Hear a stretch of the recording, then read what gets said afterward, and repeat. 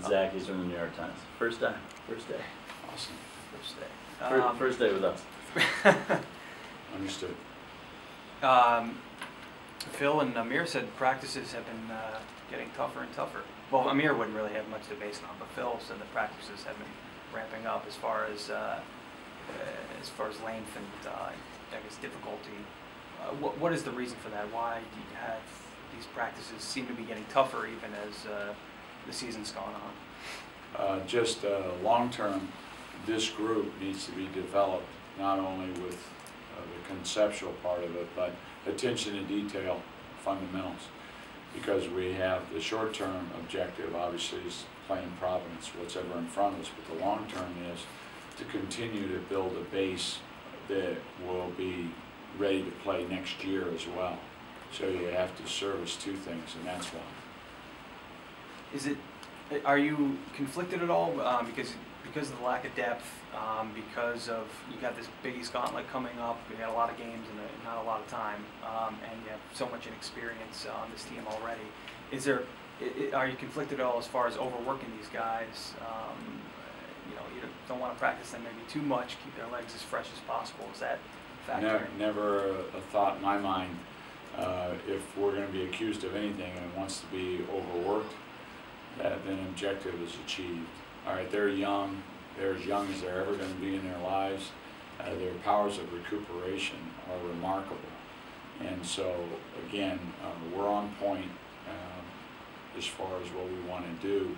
But we have a culture of work. We can't attempt to win the Big East. We don't know when it's going to happen, but we're not going to get there by psychobabble or talking on players into 90-minute workouts. I don't care who you are, especially when you're not blessed with a lot of things that other organizations are blessed with, specifically talent, in terms of volume. How are these guys handling it? How have you seen their progression in the last few months, and especially more recently? Tremendous. They're rising to the standard that we're keeping. They always do, whether it's the classroom or the gym. One, but two is that just their ability to communicate with each other. This is the first time they've ever been with each other in this journey, and so playing off of each other in twos and threes is pretty neat to watch. So really enjoying their progress. Example given, we played a Texas Pan American who played very well against us, but also to be able to win that game in the last minute of the game for me mentally was another step in the right direction, because they could have easily got discouraged when they stuck those 2 threes inside of 2 minutes and given the game away, but they didn't. They stayed with it, and lo and behold, we won the game. So that was a lot of fun. How's it been for you? You've been doing this a long time. You've coached in a lot of different places. How's this challenge been? Has it been as challenging as you've ever experienced, or can you compare it to anything? It's different, but as challenging as the same. No, not really. It's just been a joy. I mean, I've had a lot of fun. Points of frustration every day, because one is my job is to create an orb of discomfort. Nothing great ever happened by everybody being comfortable, and a lot of backslapping going on without discomfort. Whether it's a great mile, whether it's a great this or a great that, you'll find that what's behind that is preparation, organization, and also frustration. You're just not going to get where you want to go. I've been a part of championship organizations before, in teams like last year's team, who went from nothing to being ranked 15th in the country with expectations that weren't that, and also an entire Big East coaching group that ranked us 12th or whatever, or what have you, and we ended up 3rd. Well, we exceeded expectations. Well, with this group, it's the same. The faces change, but the challenges remain the same. And so, for me and for our staff, it's been an arduous process. We've had plenty of surprises, but our job is to be prepared, be professional, and also enjoy it. And I've loved it. I've loved every minute of it, and that includes the frustration. It's a great challenge. What do you love most about it? Is the opportunity to teach players, players and staff, to see us under the hammer. Every day has appeared to be unusual. To be at Kentucky with 24,000 people in there and come into a timeout and you're calling a play and you have two players that don't even know the label of that play and you've repped it out for 3 weeks because of the pressure that's there, and you get a little bit of a laugh in the huddle where you say, you know, Dom, hey, we've been running that. We ran it today in our pregame, and what is it called? Blank, and he'll go, oh, that was zipper 7. And you go, there you go, Dom, and everybody kind of has a nice laugh within the huddle. People are not witness to that, but we are. So those things are pretty cool. I enjoy those moments a lot. That's an anecdote that actually happened, that you were in the huddle there in Kentucky, and that's an example of 2 times that happened. Yes, but I'm giving you an example in a fictitious way, so the names will remain, you know, anonymous. But yeah, those things happen, and then you'll say to the team, because they've been new together, you'll say certain things, and it's just not in there because you've never traveled to Europe and had what, say, St. Louis went to Canada in August. We didn't have the opportunity to take our team into those foreign environments and develop them for 2 weeks. You know, these guys have been thrown into the kettle without their leader being a part of each practice. So there's been a degree of you know, tumultuous, kind of unknown to this group, and I think the staff has been nonplussed. I think the players have handled it as business as usual because we're prepared, we're professional, and we've taken them into a place that few organizations have gone. We enjoy that challenge. Has there been any sense of like an unforgiving, just the obstacles keep popping The scoreboard's unforgiving, up? and it's going to be in the Big East, and we understand that. That's the truest measure of where we're at. And like I said, is that that's for others to decide, but we know that the standard of Big East play is #1 in the country, and I don't back off of that. No other conference had 11 teams in, so it's just the facts, please. So we love that kind of challenge, but we also know that we're going to get our nose bloodied a couple times coming up. There's no avoiding it, but that's okay. It's our attitude towards that. You know, we lost to Kentucky by 20-some, right? And at times, we were making the march, and we had them at 6 at one point, and a couple of mistakes in the game flittered away on us. Well, we showed them on film how not to have that happen again. So when we do play a UConn or whomever, we think that maybe the Kentucky game will help us deal with that adversity, but yet we're going to reach that adversity again, no matter what we say or do or how hard we practice. It's just having a new team. How well is Garrett picking up all of this stuff, all the system? As well as can be expected. This is his second practice. So it would be not the same well. question. No, not necessarily. I didn't say that. As well as can be expected. I mean, one is that what I am saying is that we've kept it simple for him. Let me give you an example. We have 5 out-of-bounds plays. But if he's taking the ball out of bounds, he doesn't need to know all 5. All he needs to know is to enter the ball safely.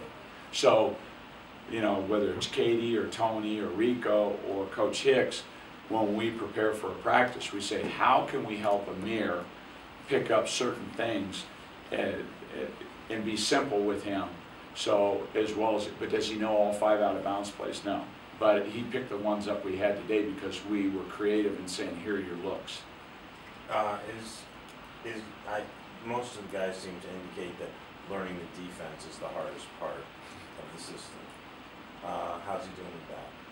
Good, and we've done the same thing. In our 1-1-3 zone, we're playing them at the free throw line, and of all the 5 spots, that one has the less movement, less rules, or least rules, etc. So we put him in a spot where he has the best chance to breathe a little bit and use his athleticism versus maybe our shifts or our slides.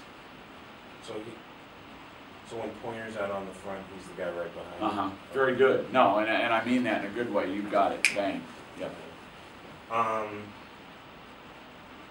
I know that they've been through in Arizona at the Garden and at Kentucky and Lexington. Do you need to describe to them what Big East play is like, or is that not something that you... We do need to describe it to them because it's like the playoffs. When you go from the Big East to the playoffs, the play is even faster. So one of the things that the players have said to us when you go into the Big East is the players are bigger, quicker, stronger. And we know that other than Kentucky and Arizona and say Texas A&M, you know, night in and night out, that's what you're dealing with. So yeah, we have to kind of paint a picture for them. I imagine fatigue is going to be an issue in Big East play. Fatigue is always an issue. It usually comes out in rebounding. You know, if we can hang in there and we're a +4 or 5 or we're a -4 or 5, then we're done okay with playing while we're tired. But when a Big East team beats you by 10 or 15 boards on the glass, then you know that fatigue somewhere in there is factored in.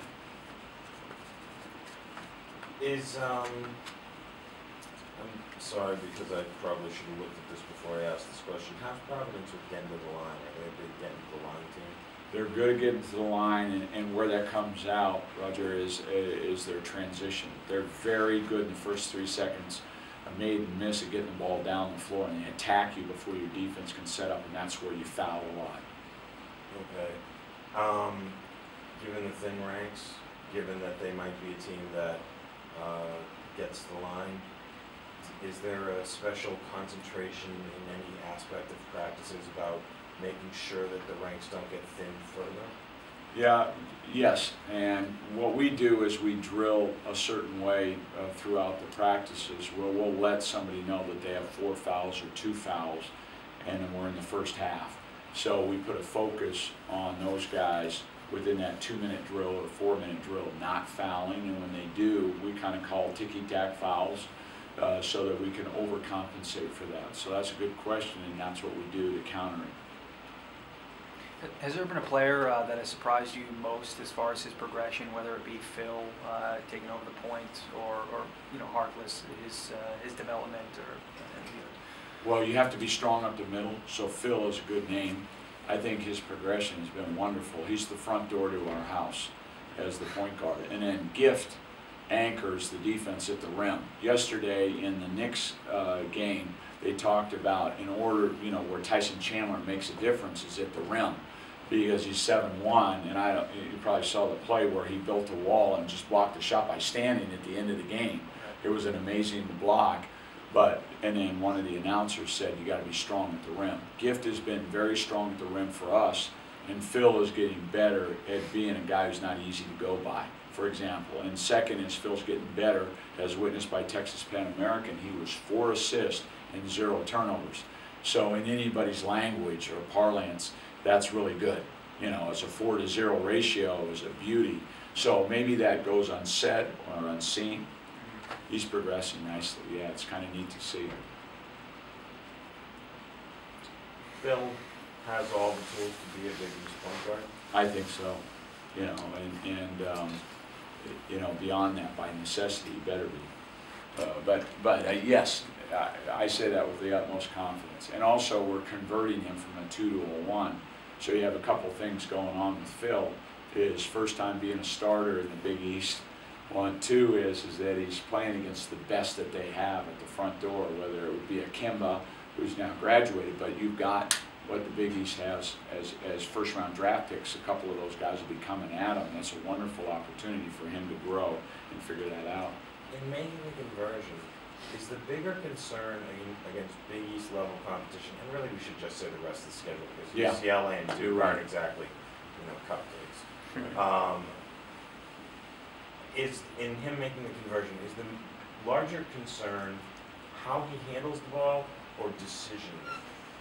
I think probably decision making, because his handle's good enough, in my opinion, but what he has to kind of do a better job of, and he did in the Texas Pan American game, is not throwing the pass that he wants. Only throw the pass that he sees. And that means make the easy play. Don't make the complicated play, because for Phil, it's been particularly frustrating at times, great empathy for him, but let's say if he's leading a run out, we're saying lay off that pass on the run out because the guy who's receiving it isn't used to maybe the angle that he throws it. So some of that's called playing in pairs or playing in triplicate, in threes and triangles in coach speak, but we're not ready for that yet. So what we've tried to do is make him a little more conservative in transition periods to make the easy play. You said earlier about the trying to combine the long term and the short term in Mhm. practices. Do you mind just elaborating a little bit more about what you mean by that, as far as how you prepare this team for tomorrow and also for the future? Well, let's just take this season. Long term for us is if we have 8 turnovers or less, we can go anywhere in America and anywhere in the Big East and be in the game. But if we're over, say, 11 to 16 to 18, 19 turnovers, we're going to make it very difficult to win on the road. Wagner, if you look at their turnovers, and I have not seen the stat sheet, but I will guarantee you that they were probably under 12 when they played Pitt. So my point is that you've got to be able to take care of the ball. And so with Phil, it's really that kind of football kind of mindset is that turnovers lead to a lot of bad things, especially when it's your point guard, because you don't have a line behind him to stop it at the rim. So when your turnovers are up top or near the half-court line or the wings, they're going the other way for uncontested shots and layups and dunks. But so our whole thing with the long term has been, what is Johnny's basketball? You know, and Johnny's basketball last year was run. If you get an easy basket, take it, but then be a pass team that moves the ball to find mistakes by your opponent. And then defensively, be relentless in your pursuit of ball pressure and getting after and disruption. We've had to be a little more conservative because our resources aren't as deep. Yeah. So in terms of some of our pressure points or pickup points. We were just chatting in here before you came in, and thinking about like Amir's journey, and so like he's probably lived in LA, Nevada, Philadelphia, Maine, and New York in the last year. Right. I mean, does he need any kind of special handling, or you know, sort of making sure that he's? I mean, that's a lot of upheaval in a single year. Right. Do you have to do something special with a guy who's been through that much upheaval? The difference between going from Arizona to Oregon, say we start with the Nuggets, we go to Arizona, then we go to Oregon, and then we go to New York, and being older. And so I kind of, you know, those transitions have been interesting. But he's 18, and there's a big difference when you're 18. So, yes. But fortunately for us, Amir is emotionally mature. And I don't think it hurts at all that he's been drafted as a first-round draft pick and sought after highly in the hubbub of baseball. That whole laboratory has helped him grow quickly to become a person who's walked in here with a plum. If you watch him, he just kind of has a gait to him of great confidence. So I think it's a little easier with Amir because he's emotionally mature. So that's been good. Thanks, you guys. Thanks very much. Appreciate it. Have a good night.